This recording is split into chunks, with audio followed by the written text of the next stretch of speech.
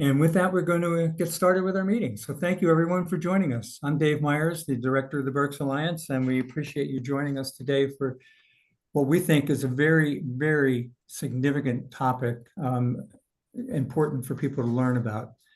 I'm going to turn it over quickly to John Weidenhammer, who's the Chair of the Berks Alliance, and he'll do a welcome on behalf of the Berks Alliance. Thanks, Dave, and good afternoon, everybody. Thanks for joining our program today. I think we have really, as Dave said, an important topic to Pennsylvania citizens. So we look forward to this presentation. I'm happy to have Julia Klein on the wire with us today.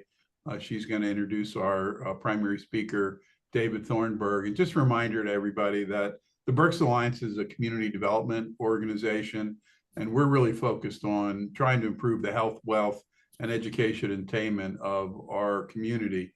And beyond that, we're trying to make sure that there's an adequate supply of living wage jobs in our community, and that also there's an adequate supply of people to occupy those jobs.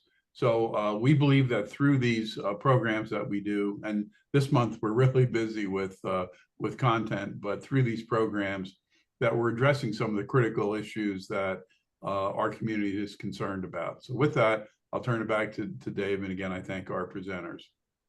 Thank you, John. I'm going to cover some quick ground rules here. We ask that you keep your camera on, so we're seeing that we're dealing with live people, but mute your microphone so we don't have a lot of background noise. We ask you to use the chat function at the bottom of the screen to submit your comments and questions. We'll get to those when David gets done. I told him he can't rush through this because it's important stuff, so we can't get through it too quickly. We will then cover the comments and questions at the end of David's presentation. We will, as John said, record this, share it with everybody who registered, also share it with BCTV and put it on the Berks Alliance website.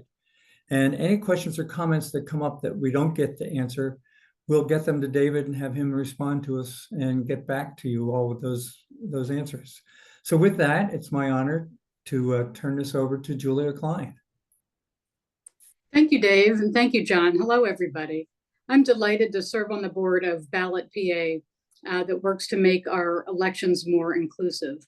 I've been involved in politics for a long time, but I only worked for candidates in states with closed primaries, although I didn't even know that was a thing. I didn't even know that states and cities around the country have better systems of open primaries. That strikes me as incredibly naive. But I just didn't know. I didn't know open primaries were a thing, and I've really changed my mind about it. And I'm hoping that the information today will help you see what's going on outside of our community to learn more about what's happening around the country. I've really come to believe that changing the incentives, for example, candidates in an open primary have to be responsive to all voters, not just the fringes who elect them in closed primaries. I've come to believe that this is really better for democracy and better for our country. There's a lot of information here, and I look forward to a robust discussion.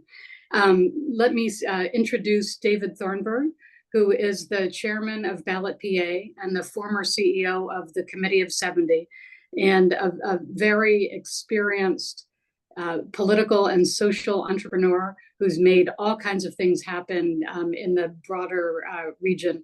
And I feel very fortunate that he's heading up this effort and is with us today. So thank you. David, I'll turn it over to you. Excellent, Julia. Thank you. And thank you for getting us started down the trail of content as a little bit of an appetizer. I'm going to share my screen here. Let's see if we can do this smoothly and expeditiously. All good there? Okay, terrific. So let me begin with a couple of stories. I'm going to tell one, and then I'm going to invite a special guest to tell another. Here's the first story, which happened to me about 6 or 7 years ago. I went to our local library on primary election day. I was there at 7:20 in the morning because I like to get there early to feel extra virtuous about exercising my civic duty. And the woman in front of me looked something like this. She had 2 kids with her, young woman, maybe 27, something like that. She had one kid in the stroller and one kid on her hip. And our kids are long grown, but I'm sure everyone knows the struggle you have in front of you to get your kids out the door at 7 o'clock in the morning. And I'm sure she enticed them by saying, we're going to do something special and mommy's going to vote and you get a sticker and all this sort of stuff. So then I watched with, I'll have to say, increasing horror as this woman approached the card table at the front where the folks check in. And she said very brightly, I just moved here from out of state and I'm an independent voter. Could you tell me how I vote in this election? And the faces of the election folks got very bright red and they're looking at each other like, I'm not going to tell her. You're going to tell her? I'm not going to tell her. And one of them had to break the news to her that as an independent voter, she couldn't vote in this election. So she turns around, takes her kids and goes home. And I could only imagine this young mother trying to explain to her 4-year-old and her 2-year-old exactly what happened and why mommy couldn't vote and why mommy couldn't get the sticker that they were promised. So that to me puts in very human terms what's going on here. But as I said, I want to bring in a special guest to share another story with you. Hi, I'm Rocky Bleier. If you are old enough, you may remember me for the years I played with the Pittsburgh Steelers. You may know I'm also a veteran. I served in the United States Army during the Vietnam War, where I was seriously wounded, earning the Bronze Star and a Purple Heart. My military service also provided me the opportunity to find a platform for the rights and freedoms of the American people, the ability to speak out on both state and national issues that become important to the American people. When I served our country in Vietnam, many of the men I served with couldn't vote or legally buy beer. They hadn't yet turned 21, but they could sacrifice their lives for this country. To a lot of us, it didn't seem fair that young men drafted to fight a war for their country couldn't pick the leaders who were sending them to risk their lives in battle. The rest of the nation shared that sentiment and came to believe that if you're old enough to fight, you're old enough to vote. And in 1971, the 26th Amendment to the Constitution was ratified to lower the voting age to 18. It was ratified in 4 months, the fastest amendment in U.S. history. That's why I'm concerned by the fact that Pennsylvania denies independent voters the right to vote in primary elections. It's an archaic law. You see, half of all veterans identify as political independents. That veterans choose to register as independents doesn't surprise me. When you fight for our country and our freedom, you're not fighting for Republicans or Democrats. You're not on the red team or the blue team. You're on the red, white, and blue team. That's why it's particularly disappointing to know that independent voters are barred from primary elections in Pennsylvania. How would you explain to a young man or woman returning to their family in Pennsylvania from their service in Iraq or Afghanistan that they can't cast a vote in a primary election? That's un-American. Now it's time we do something similar in Pennsylvania. Join me. Visit ballotpa.org to sign the petition to let your state legislators know it's time to repeal closed primaries. Thank you. Now, I should have, Hi. whoops. I should have prefaced that by apologies to Eagles fans, but I'm born and raised in Pittsburgh, and Rocky Bleier is one of my great heroes.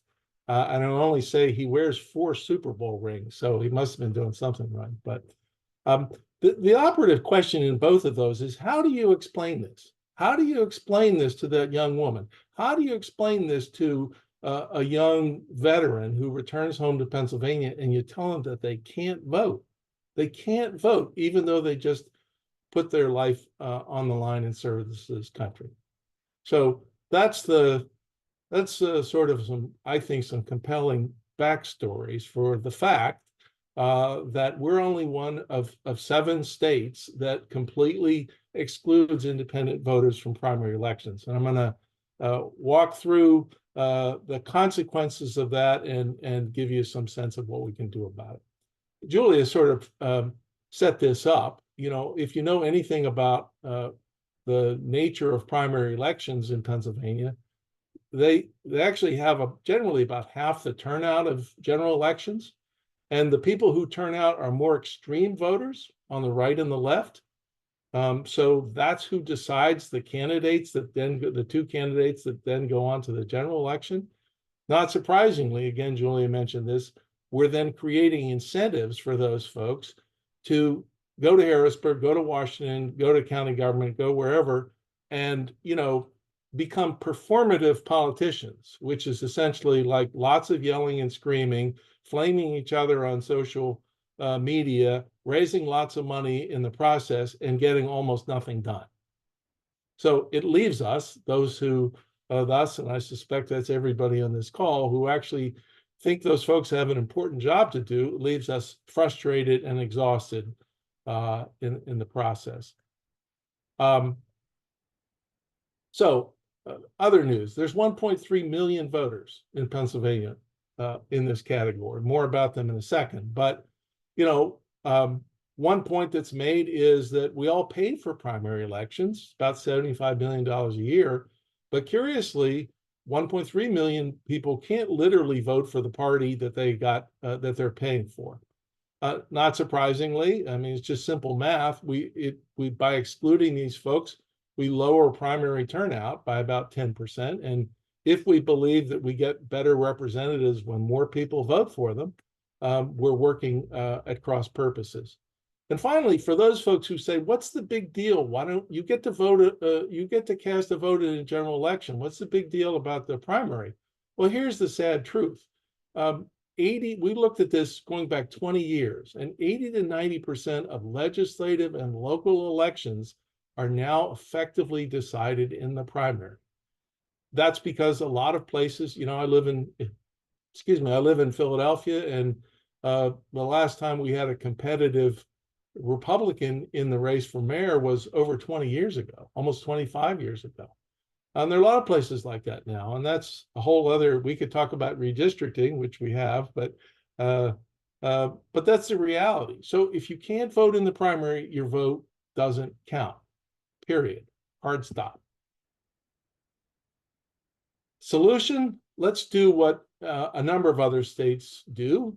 Sounds like a pretty straightforward approach, which is to allow independent voters to choose a primary election in which to participate. If any of you have ever been to, set foot in, or happen to vote in Massachusetts or Colorado or New Hampshire, North Carolina, there are places that have been doing this for years. It's not complicated. It feels fair. And I would argue it produces better outcomes. So who are these folks?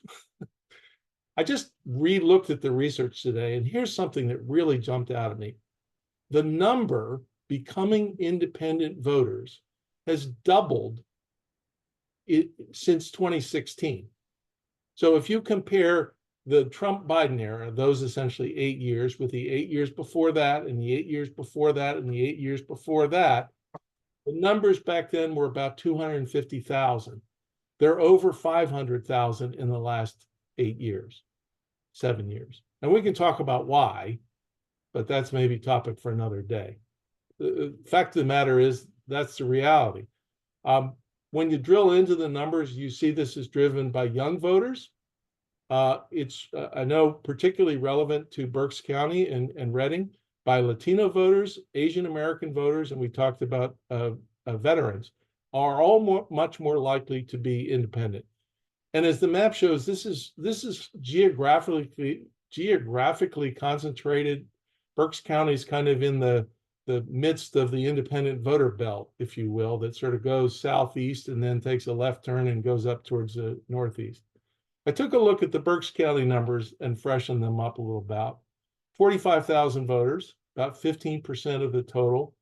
As a county, that's number 10 among the 67. But here's the maybe more relevant thing. If you look at Berks in the larger context of the Lehigh Valley, that has the highest percentage of independent voters. So almost 1 in 5 now, 20%, 1 in 5. So this is truly, you could say, kind of the bullseye of the independent voter belt. Let me just tell you a little bit about what we've been up to try to get focus and action on this issue. We have convened a veterans group. I mentioned my friend Rocky Bleier. I have to say, I'm thrilled that I have Rocky Bleier's cell phone in my cell phone. I mean, who would have thought? But these are folks from around the state who have held public office and served their country, who stepped forward on this issue, and theirs has been a very persuasive vote. I mentioned young folks. There's another piece of data. Close to 2 out of 3 young voters consider themselves independents. And we have a robust student leadership group, one of the finest in the country, really, who all showed up in Harrisburg on an October day to do an old-fashioned rally and raise their voices in support of this issue. And I remind folks, some of those folks, we had folks from Philadelphia and Pittsburgh and the Lehigh Valley and everywhere in between. Some of those folks had to get up at 4:30 in the morning to get to Harrisburg to catch a bus to Harrisburg by 10 o'clock. So if you're, I don't know, breaking news, if you're acquainted with college students, they don't usually get up at 4:30 in the morning. So this tells you something about the depth of their commitment. And I'll point out some of our champions there, legislators, Jared Solomon from Philadelphia, Scott Conklin from Center County, Marla Brown, Republican from Lawrence County, and Chris Rabb, Democrat from Northwest Philadelphia. So, you know, real voices, real people, and folks, young folks who are just saying no to the choices that they're being given today. We polled this statewide. It's very popular, 75% approval overall, and you can see the breakdowns. There's no obvious, for all those who allege some conspiracy to this, there's no obvious conspiracy. When I told you that 7 out of 10 self-identified Trump Republicans or progressive Democrats, Black voters, there's broad support across all voter segments, and there's no evidence that this benefits either party. One thing we know is in states where independent voters can vote, people turn out at higher rates for competitive primaries. Shockingly, you know, when there's a choice to be made, people will tend to choose that primary because they like competition and they know that their voice will make a difference. There isn't, I think, a media property around the Commonwealth that hasn't endorsed this, including the Reading Eagle. There's about 20 of them all told. We're running out of room on the slide for folks. So I don't, you know, if you looked at candidates these days, it's hard to find a candidate running for statewide office that's got these kinds of endorsements. But, you know, I think I put journalists in the category of sort of veterans. A lot of them are independents. And they see the civic value of encouraging more people to get involved, particularly, again, young folks, emerging minority groups in this Commonwealth, and veterans. We've had a lot of endorsements from folks who have served in significant roles. Probably the one that caught most people's eye is the 5 former governors, both Republicans and Democrats. Ed Rendell's been a longtime supporter of this. Mark Schweiker is very vocal on the issue, the rest of them as well. I should point out, my father's the former Republican governor of Pennsylvania, if you notice some similarity in the last name, and he died about 4 years ago, but he would be among that number where he still, I think he would be appalled at the level of partisanship and divisiveness that we have these days. Here's the all-important thing. Any veteran of Harrisburg politics will tell you there are 3 magic numbers in Harrisburg. There's 51, 102, and 1. You need, I'm sorry, not 51, 26. You need a majority in the Senate, you need a majority in the House, and you need a governor's signature. So this legislation was first introduced in Pennsylvania, I've heard, in the mid-90s. Senator Lisa Boscola, who some of you may know, told me this when she was in the House, that she was a sponsor of the legislation. So it's been, the waves have been coming in for a while. This is like the tide coming in, you know, every wave reaches a little higher on the beach. In the fall, the House bill reached a new level, which is it was passed out of committee. If you know the mechanics, you have to come out of committee and then go to a floor vote. So it passed out of committee, which was historic. And we're trying now to get this on the floor in the House for a vote. In the Senate, bills go back as well there. In fact, in 2019, a Senate bill passed the Senate 42-8, so well above the 26 number threshold. And that's when Senator Joe Scarnati, who was the president pro tem, championed the bill and pushed it across the finish line. So there's a fair amount of ambient support in the Senate. We've got a particular roadblock because the chair of the Senate State Government Committee, Chris Dush, who is a veteran and who, believe it or not, refused to talk to Rocky Bleier, even though Chris Dush is from Western Pennsylvania. It makes my head spin. Refused to talk to him, and Chris Dush is not interested in hearing this bill in committee. So we've been trying to work through some workarounds, but so far are not successful. But you know, we are hopeful, and I'll say more about this, that we may find an opening to pass this over, to get this passed this year. But the story is always, you know, execute to reach some milestones and set yourself up for the next round. Here's some of the things that we think are breaking in our favor. We've had new legislative leadership in both the House and Senate. We were scrambling. In fact, I remember talking to Julia when who was our temporary Speaker of the House from Mark Rossi Awesome. from Berks County. We were hopeful that as an independent speaker, he would be a champion. He is a supporter of the legislation, but that era came and went. But you know, our hope is folks have not dug in too quickly. I met with the current Speaker of the House a couple of weeks ago, and she is positive about it. We're now in a season, you may have noticed, where the entire House is up for re-election, and there's about 50 folks there who have never stood for re-election before. And we are targeting some of those folks who are in particularly competitive seats to say, you need independent voters. They could be the margin of victory.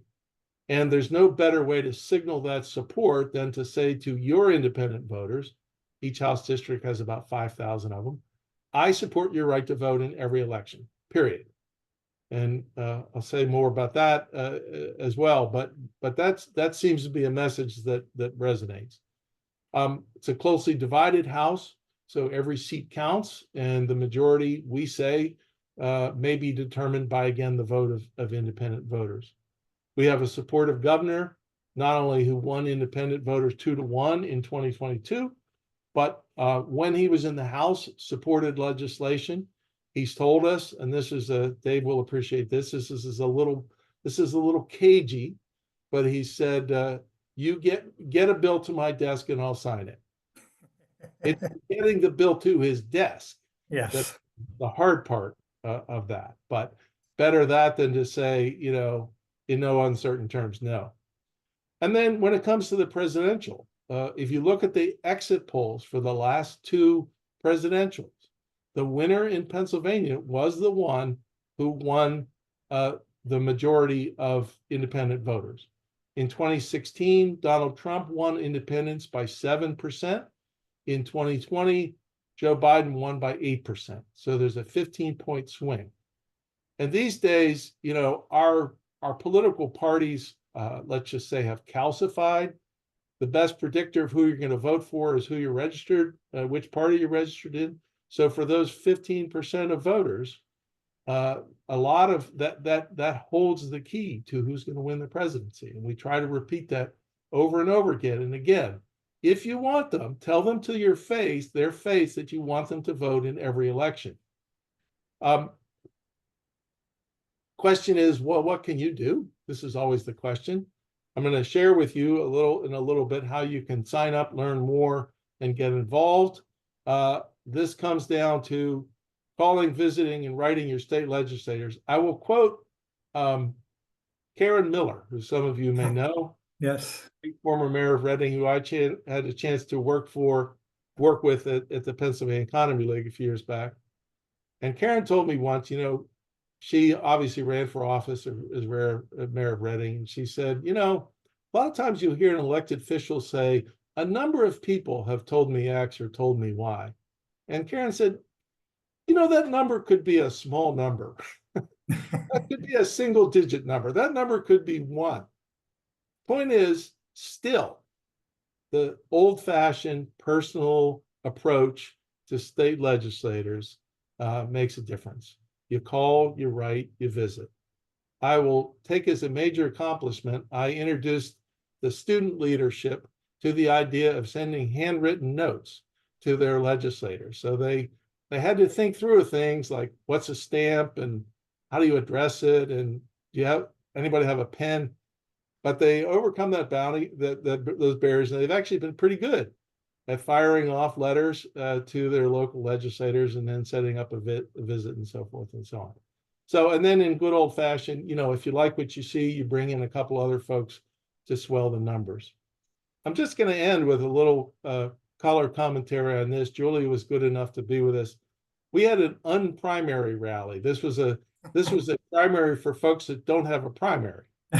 So we invited independent voters and allies from around the Southeast to a bar out in Fort Washington. We had a great turnout, a great time, a lot of energy, but the clear, simple message resonated. For those who say, by the way, independent voters really don't care, they don't want to get involved. If you heard these folks chanting a number of times through the presentations, let us vote, let us vote, let us vote. There's a clear message there. They want to vote, they want to be involved, they're good citizens, but the systems lock them out for reasons that really make no sense. So there you are, ballotpa.org is the website. If you want to join the fight and add your name to we have about 5,000 now who have signed this petition to help build the numbers and make the case. And as I said, if you feel even more strongly, the good old-fashioned contact with your legislators, and we can help with that. So I'm going to stop. Bingo. Great. I would be happy to take your questions. If you're not with the program, I'm happy to hear that and hear your questions and thoughts. But floor is back to you, and Dave and Julie and John. Thanks for the chance to be with you all. Sure. Thank you, David. A couple quick points, and there are a few questions, and we'll open it up for everybody else including dogs, to ask questions. Wait, if your dogs start barking, I have 2 right here. So I have 2 here too, so could be and they're very loud. In the primary, just this past April, less than 30% of the Pennsylvania registered voters actually voted. Yeah. So it's pretty insignificant number. It was about 2.5 million people voted. The number of people who are independents, if they had voted, that would have been a 50% increase in the number of people voting, which is incredible. Yeah. But it's a real statement. And your point, I know, having spent a lot of my career working in and around state government, that whole political divide of I got to keep my seat and I got to only win the primary to win election is really a significant challenge. So what are the arguments against doing this? What other than I want to keep my job? Yeah. What arguments are there? The worst arguments first. How about that? Okay. I heard from one state rep that he wasn't in favor of this because essentially it would have forced him to work harder. He would have to knock more doors, raise more money for mailers. I didn't have a whole lot of sympathy for that. maybe next up the chain is, essentially some version of that's not the way we do things in Pennsylvania. What's wrong with the current system? It seems to work perfectly fine. And what they mean is it works, people who get elected by one set of rules are then convinced that those rules are perfect because Yes. they elected them. So, there's no problem here, right? There is an argument, which I don't find persuasive, that, parties should be able to pick their own candidates, just as sports teams should be able to make their own draft picks. My response to that is, if you want to do that, don't hold a primary, have a caucus, have a convention, pick them out of a hat. If you do want to hold a primary, then you pay for it. That's all, which is a non-starter, by the way. Right? The Yes. idea that the parties could come up with $75 million is heresy to them. So, you can't have your cake and eat it too. I get it. And this is not anti-party. I actually think it's pro-party. If you welcome people to vote, right, as your first act, rather than conscript them to vote, then you have a chance to have a conversation with them. And you can say, hey, I'm glad you voted, and let me tell you about the Democratic Party, the Republican Party, the Green Party, Libertarian Party, or whatever. And sell them on the merits rather than this sort of forced march that they have to undertake. So I'm circling around this. Honestly, Dave, I mean, look, there is the political science professor, and I have taught political science, which is to say, parties have a long and venerable history in this country, and party solidarity is good for democracy and it helps us to govern and so forth. My response to that is the cat's out of the bag. Parties are broken. And they're not passing the popular test. If 2 out of 3 young voters, if 50% of independents, if 75% of all primary voters see the value of bringing independence to the party, you're out of step. You're out of step, I mean, with popular sentiment. And wouldn't you be better off, anticipating where people are heading and meeting them where they are?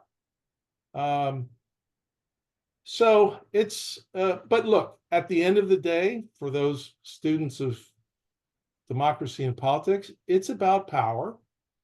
That's all. There are folks that have it and they don't want to share it.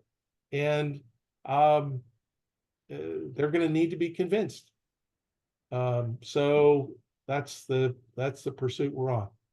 Mark Hornberger, I'm going to call on you because you raised a question that I had in my mind as well. So Mark, go ahead and ask your question. Yeah, thank you, Dave. No, my question just has to do with assuming the legislation that's being considered is passed and signed into law, would an independent voter have to make that choice of a party who they're going to vote for when they arrive at the polling place? Is that what's being proposed? I mean, that's the system that works in the other states that I mentioned. You walk up to the poll and they say, which primary would you like? You're an independent voter. Which primary would you like to vote in? If you're doing it by mail, you would have to indicate which ballot you want to be sent. So it's not, administratively complicated. And but it maybe this states the obvious, but if this were to pass on short order, it would not take effect until at least 25 or 26 or whatever. But we would make everyone crazy with the insistence that it. Well, actually, the primary's over, so it doesn't matter. Of course, it will take correct 26. Well, I could envision if this happens that more people will decide to become independent if Right. they get to make that choice at the time they're voting, just because in looking at the landscape, they may deem it more important to weigh in on one party versus the other. Yeah. Well, as I said earlier, when you look at primaries that give independent voters the choice, you'll see that they turn out, there's not a hardcore, these aren't closet Democrats or closet Republicans. They choose primaries that are competitive. Those are the ones they want to vote in because they realize, like that could make a difference. We're not going to vote in a primary where there's one candidate, right? And by the way, if we don't all believe that competition is good in this business, we got big problems. So that to me is like we're just bringing more votes and ultimately, more competition to the process. David, you mentioned seven states in total don't allow open primaries. What other states are there? What is Pennsylvania akin to? New York and Florida. Maryland is one, Kentucky's one, Delaware. But New York and Florida are the big ones. And Florida came this close. They needed to pass a constitutional amendment and they tried in 2020. They needed 60% of the votes and they got, I think, 57%. So it came very close. And I think they're trying to mount an effort to do that again. New York is a mess. New York has like 35% of their voters are independents. Wow. But, the Democratic Party has not been terribly welcoming to the idea. So those are the big three. And, goes without saying, but if Pennsylvania can join the other 43 states, this would be enormous national news, and I think would have a lasting difference on make a positive difference on the way we run elections and turnout, and ultimately, the incentives that Julia mentioned. Could this become a ballot question if we let the voters decide if they want to do it? Or would that take statute, an enactment by the General Assembly? Yes, it would. I mean, the process for getting something on the ballot as a constitutional amendment is arduous in and of itself. You either need a convention or you need a bill passed in 2 successive legislators. And so then we're back to square one. By the way, many of the states that have moved in this direction over the years are initiative states where citizens can put bills in front of the voters. And Pennsylvania doesn't have that. Right. And so we have to go through the legislature. So it's a particular challenge. The names you showed show that this is really not a partisan issue per se. There's a lot of bipartisan support. I mean, 5 former governors from both parties, chairs of the parties, other leaders. So that's pretty significant, and is it? How come that doesn't have consequence here? Well, I'll just offer the editorial comment that we're living in populist times where seemingly your experience in actually governing is heavily discounted, sometimes to less than zero. And we, so, if these folks can be viewed as something of the establishment, and I would say particularly in the Republican Party, the establishment is not held in high regard. So, I mean, I think it's unfortunate, because I say to people, these are actually people who have had to govern, right? It's in the name, governor. I had to sit in this seat and try to figure out what to do. Yeah. Besides light up my Twitter account. So, but that's the reality. And I would say the particular challenge in the Republican Party is no news to anyone, is the battle for the soul of the party, which maybe the battle's over between the Trump wing of the party and whatever other wings we could describe. And the Trump folks have shown themselves in opposition to this in states around the country. You mentioned the governor saying he would sign it if it got to his desk. Is he going to show leadership in getting it to his desk? Well, we're working on it. I mean, look, I understand, you want to hold your powder if you're a governor.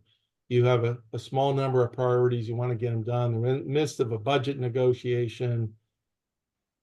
But, we're doing the best we can to bring voices in his ear to suggest to him that this is a good thing, both politically and from a policy standpoint.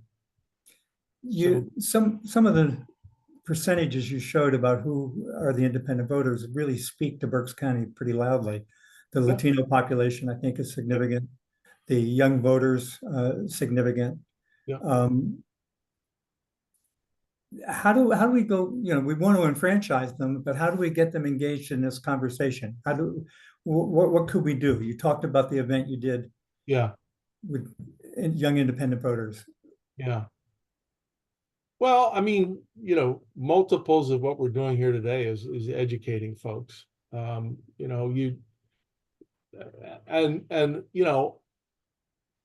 I would say ideally we could motivate both parties who I would like to think are interested in growing their base, Yeah, right?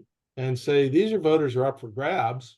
You should invest time and money in reaching out to them, knocking their door, sending them an email, reaching them however you can through community institutions, and letting them know you want them to vote. And by the way, it should be an easier sell to say, I want you to vote, than I want you to change your party. Particularly if you've come from a country where there was only one party and you're very anxious about threatening your place in the community or your citizenship or whatever, I think you're going to be reluctant to sort of, just because somebody knocked on your door, to change your party. But if you said, I just want you to vote, that feels to me like a it's a whole different. different thing. I see Julia. And Julie has a question. I've been really enamored with this idea that open primaries don't necessarily change who gets elected, but it changes to whom candidates and elected officials are accountable once they're in office, once they actually have to Great govern. point. Could you talk about that for a minute? Well, it's absolutely true. I mean, the math is it's a broader base, right? And when you broaden the base with independent voters, you're broadening it with people who are less partisan. And folks, someone said to me, well, how do you know they're less partisan? Well, because if they were more partisan, they'd be Republicans or Democrats. And then you drill into what we know about independent voters, and they do tend to come from the center and center right and center left of the electorate. That's just who they are. So I like to say, rather than try to govern from the fringes in, from the extremes in, you govern from the center out, which feels like common sense in a system, where any of you have been involved in this, you have to figure out a way to get somewhere close to the middle, cut a deal, and get it done. But to Julia's point, right now we have too many folks who don't have that motivation. Mhm. Who are just, this is a chance. Someone said politics has turned into like an audition for a reality TV show. Yeah. No, it's become, I have to win, you have to lose, and rather than we've got to get things done. Yeah. So I really believe that, Julia, that's what would happen. It's not going to happen all at once. It's not going to, change the flow of the Susquehanna River overnight, but it's something that's fairly straightforward that we can do, that lots of other states have done, that puts us on a better track. Do any of the other people who's still with us have questions they want to raise? Scott, do you have anything you want to ask? Sorry to call on you, buddy. You're muted. There you Yeah. No, I'm in the office today, so I keep my voice low. No, I know, like, I can identify, because I served from 2000 to 2005. And then when I came back to Pennsylvania, and you had to register, as a Democrat or Republican. But when I first voted, before I left, when I was 18, you just showed up and decided which one you want to go to. Mm. So I saw that as being different. But oftentimes what I do, I keep changing my registration. So as the primaries come up, I'll just be like, well, I'm in Reading. I'm going to register as a Democrat so I can vote for whoever's going to be the mayor. Yeah. Then I can go back to being independent. or I can go to Republican. I just move it around depending on, who's coming up or what the issues are. But yeah, I think that we should definitely move to where you can just be an independent and decide, Yeah. what primaries you want to vote for. And I also agree that those political parties are private and they should be paying for their own primaries. And if they can't afford it, don't have one. Yeah. So Well said, Scott. Yeah. And by the way, I am an independent right now, but I've done what you've done. I live in Philadelphia. There's a 7-to-1 voter registration edge. I want my vote to matter, and I'm not going to let the man take it away from me. So I'll play that game. But then you think, like, why should I have to do that? And, someone else said, if you are truly an independent voter at heart, registering as a Democrat or Republican just for that expediency is kind of like lying. It's like you have to lie in order to vote, right? That doesn't seem Yeah. right. No, it So doesn't seem right. and then they'll say, "Oh, I didn't know you were a Democrat or Republican." And you'd be like, "Well, I'm not. I just did it to do the vote." I'll give you a hint. Some of you may, if you're true hardcore politics watchers, you're familiar with the regular poll that Franklin and Marshall does of Right. politics and elections and so forth. And I'm Just hoping, issued one today. yes, that's right. I'm hoping, I was talking to their director last week, and I'm hoping to get a question on a summer poll that would ask registered Republicans and Democrats how likely they would be to change to become independents if independents could vote in primaries, which would be fascinating. I'll have to think if it makes sense, because it may make the parties even more fearful. Yeah. But I suspect, just based on my day-to-day interactions, I can't tell you how many times I've heard that. That I'm a R or a D just because that's where I live, and And I want to vote. Right. Yeah. I'll nudge Burwood too. Kathy or Marcia, do you have any questions you want to raise? I know we have a small group here, and I hate to call on everybody, but you don't have to. You Hey, can say that's no. sometimes in a small group. As long as you're giving me the chance, I didn't understand something when you were talking about if it went open. Do you still have to, if it's open and you're an independent and you go to vote, do you still have to declare for a Republican or Democratic in order to vote, or do you get a ballot on which you can pick one Republican, one Democrat, or whatever? You still have to declare? That's a good question. You get to choose the primary in which you'd participate. So basically you'd choose either R or D, but you can't go a la carte or cherry pick. You can't say in this race Okay. I vote for the Democrat, in that race I want to vote for a Republican. And we remind folks too, this only applies to independent voters. It's not a free for all. It's not a truly open, nonpartisan primary, which some states have. But this is kind of a baby step. And again, it only affects the people, those 1.3 million voters who have said, I'm an independent. Marcia, to your point, you do have the right to go and write in names of candidates for office. So you could potentially go get a Republican ballot and put some Democratic names on it. They would not get the nomination, but at least you'd be sending a message that there's somebody like that you want to support. Yeah. I Well, just like everyone else, I was registered independent, and then in order to vote in one election or another, I had to change my my designation. And just after a while, you just get tired of going back and forth all the time. Yeah. It would be nice to be able, I guess, to choose one or the other when you actually go to vote, rather than being stuck with where you have to vote. Hey, and like life is busy and you forget, and then you show up at the poll, you think, oh my gosh, I forgot to switch back and now I can't vote. And Yep. By the way, David, not to muddy the issue here, I just want to underscore that most of the rest of the country doesn't operate this way. But if you grew up in Pennsylvania, you think that this is how it is, which is just not so. Many states and cities are also beginning to experiment with Final Five or ranked choice voting, Ranked choice voting, which is right? kind of the next step. Maybe you could talk for a minute about that, although that's not being contemplated That's with right. this legislation. Two good points.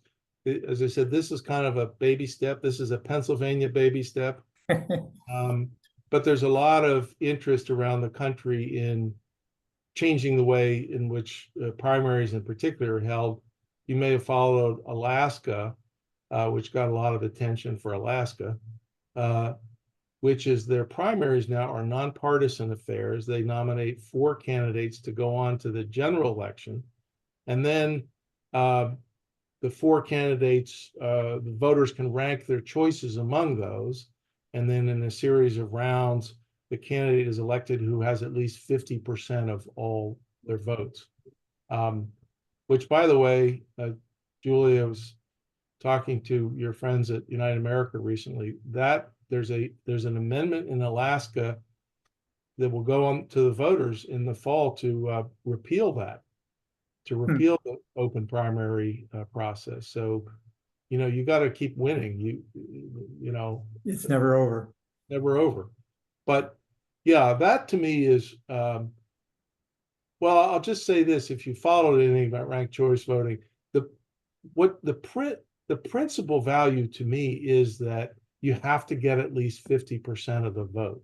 It's, some folks call it instant runoff voting, which is a better way than having actual runoff elections.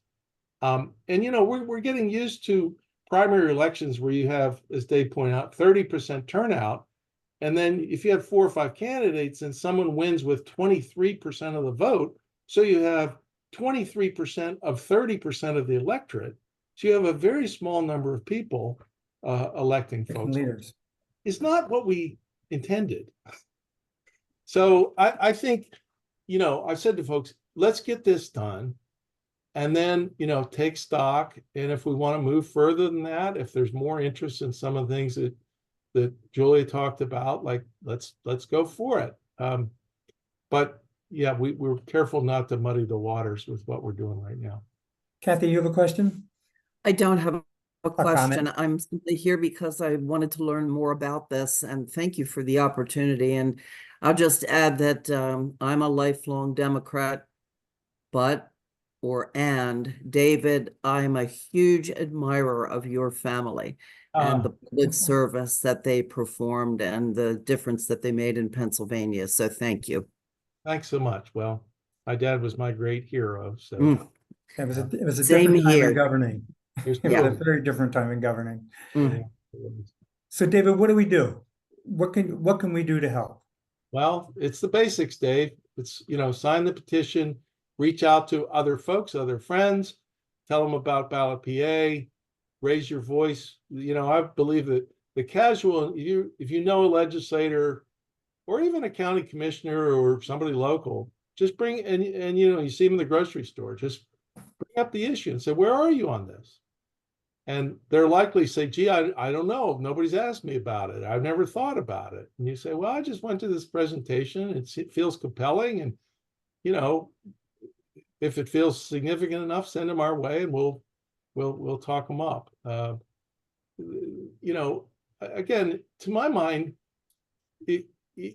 for folks who are in positions of elected leadership, for those folks who think I'm really here to do a job, to do something significant, this actually makes life easier for them, right? Because they're not having to sort of placate the extremes or get pilloried by one extreme or the other. So not everybody thinks that way, but for folks that can take that kind of a view, this can be helpful. So, as I said, it's Pennsylvania. We know this is a steep hill. We're going to keep trying to find alternate routes to the summit.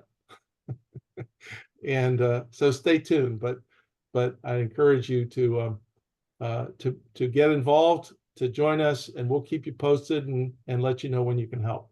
Okay, so sign the petitions, share the link that you gave with other people, at least try to reach out, find 3 people you can contact. I'm going to suggest that if you want to, you'll get a copy of the video of this, send it to other people, have them watch it. There you go. Feel free to make use of that. This is a significant issue. It could be a game changer for Pennsylvania if we do something like this, and it could make a very significant change and make us being able to accomplish more in our government and our politics. Yep. David Got and it. Julia, thank you for doing this. Really appreciate it. Thank you all. Good to see you. Enjoy your summer. And thank you, everybody. Look for the video to come to you. Thank you. Bye. Bye.